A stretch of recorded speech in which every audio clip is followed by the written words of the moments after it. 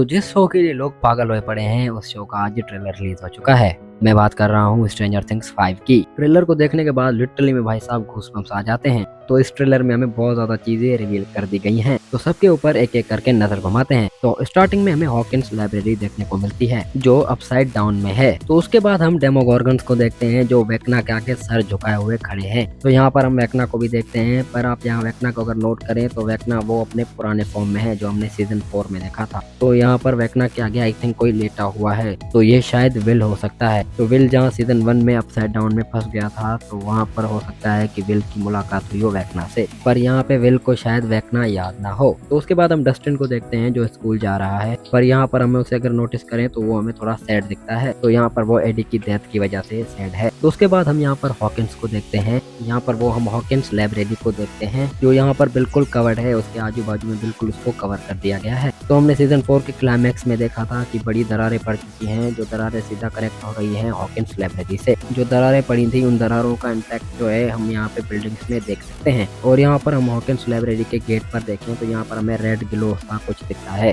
जो गेट है शायद अपसाइड डाउन का। तो उसके बाद हम अगले सीन में देखते हैं कि पूरे हॉकिंस को जो है कवर कर दिया गया है बिल्कुल फेंसिंग लगाकर। और यहाँ पर हम आर्मी वालों को भी देख सकते हैं जो खड़े हुए हैं, बिल्कुल टाइट सिक्योरिटी है। तो उसके बाद हम उन्हीं बेलों को देख सकते हैं जो हमने सीजन 2 में देखी थी। तो यहाँ पर शायद उनका यूज किया जा रहा है हॉकिंस से बाहर आने जाने के लिए और अपसाइड डाउन में भी जाने के लिए। तो उसके बाद हम यहाँ हॉपर और एल को देखते हैं जो अपसाइड डाउन में है। तो अब यहाँ पर ये दोनों क्यों गए हैं आई डोंट नो। और यहाँ पर एल जो है वो बहुत ज्यादा पावरफुल बन चुकी है, उसने उड़ना वगैरह सीख लिया है और उसने अपनी पावर पर कंट्रोल करना सीख लिया है। तो उसके बाद हम यहाँ पर रेड ग्लो टाइप की चीज भी देखते हैं और वहाँ पर जोनाथन और नैन्सी भी होते हैं। तो उनके पीछे अगर नोट किया जाए तो सब चीजें मेल्ट हो चुकी हैं। तो अब इसका मतलब क्या है ये भी अभी तक सीक्रेट है। और यहाँ पर हम नैन्सी को भी अपने खून से भरे हुए हाथ सिंक पर धोते हुए देखते हैं। तो अब ये खून किसका है आई डोंट नो। और यहाँ पर हम डस्टिन को भी रोते हुए देखते हैं और नैन्सी के खून भरे हाथ। तो यहाँ पर लगता है कि यहाँ पर किसी की डेथ हो चुकी है। तो उसके बाद हम यहाँ पर एक बड़ा सा ब्लास्ट देखते हैं जिसकी वेव्स काफी दूर तक जा रही हैं। और यहाँ पर नैन्सी गन से शूट कर रही है सोल्जर्स को। तो यहाँ पर डस्टिन के चेहरे पर भी काफी निशान है। तो यहाँ पर ऐसा हो सकता है कि डस्टिन के किसी के साथ मारामारी हो चुकी हो स्कूल में। तो किसी ने एडी को गलत कह दिया होगा और उसी में डस्टिन की मारामारी हो चुकी होगी, तो उसके निशान ये हो सकते हैं। तो यहाँ पर वो हम वही सेम सीन देखते हैं जो हमने सीजन 4 में देखा था,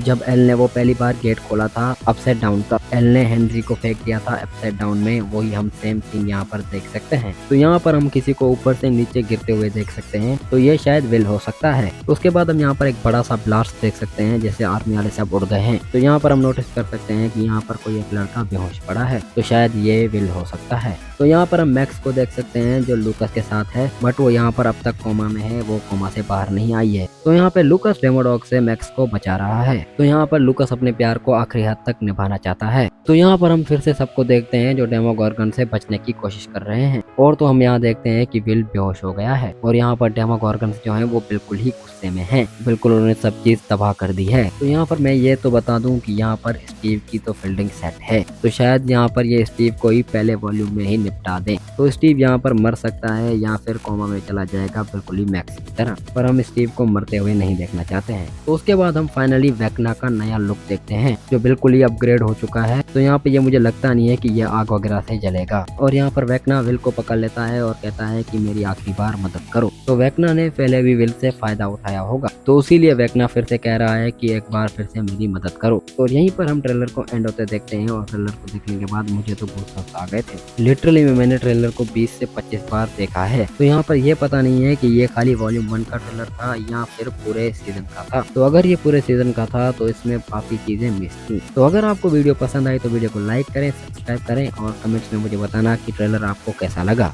तो मिलते हैं आपसे अगली वीडियो में।